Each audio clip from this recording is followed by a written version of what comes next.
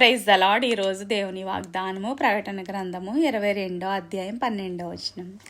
ఇదిగో త్వరగా వచ్చుచున్నాను, వాని వాని క్రియ చొప్పున ప్రతి వానికిచ్చుటకు నేను సిద్ధపరిచిన జీతము నా యొద్ద ఉన్నది.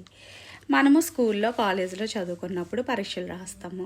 పరీక్షలో మనం ఎంతవరకు అటెంప్ట్ చేసామో అంతవరకే తగిన మార్కులు మనకి ప్రతిఫలంగా వస్తాయి. అదేవిధంగా మనం పనిచేసే స్థలంలో కూడా అంతే. మనం ఎంతవరకు పని చేస్తామో మనం చదువుకున్న చదువుని బట్టి మన పనిని బట్టి మనకి జీతం కేటాయించబడుతుంది. మనకన్నా తక్కువ ఉన్న వాళ్ళకి తక్కువ జీతము, మనకన్నా పై అధికారులకైతే ఎక్కువ జీతము ఇస్తారు. అలానే ఆత్మీయ జీవితంలో కూడా ప్రభువైన యేసుక్రీస్తు తండ్రి మనకు జీతాన్ని ఇస్తారు.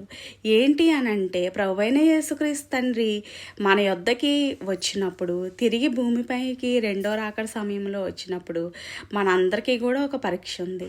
ఆ పరీక్షలో మనం నెగ్గినట్లయితే కనుక ఖచ్చితంగా దేవుడు మనకి తగిన జీతాన్ని మనకు అనుగ్రహిస్తాడు.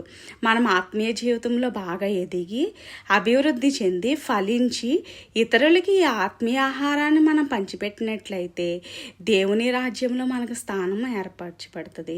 దేవుని రాజ్యంలో మనకు స్థానం ఇవ్వడమే అది పెద్ద జీతము. కాబట్టి ప్రభువైన యేసుక్రీస్తుని మన క్రియలకి ప్రతిఫలంగా మనకి జీవ కిరీటాన్ని, నీతి కిరీటాన్ని మనకి ధరింపజేయడానికి ప్రభువైన యేసుక్రీస్తుని మనకి ఎల్లప్పుడూ కూడా తోడై ఉండి సహాయం చేసి నడిపించునుగాక.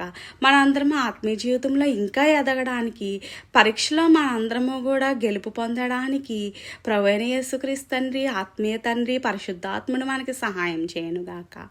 ఆమేన్. హల్లెలూయా.